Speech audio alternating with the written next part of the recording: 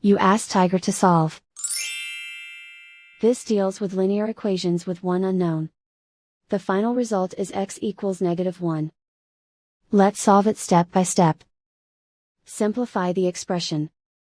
Multiply the fractions. Expand the parentheses. Multiply the coefficients. Simplify the arithmetic. Break up the fraction. Simplify the fraction. Find the greatest common factor of the numerator and denominator. Factor out and cancel the greatest common factor. Simplify the arithmetic. Group all constants on the right side of the equation. Subtract 12 from both sides.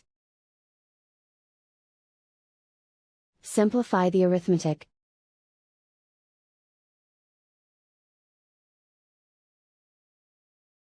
Isolate the x. Divide both sides by 5.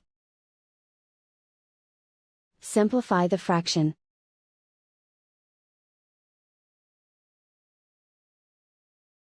And so the final result is x equals -1.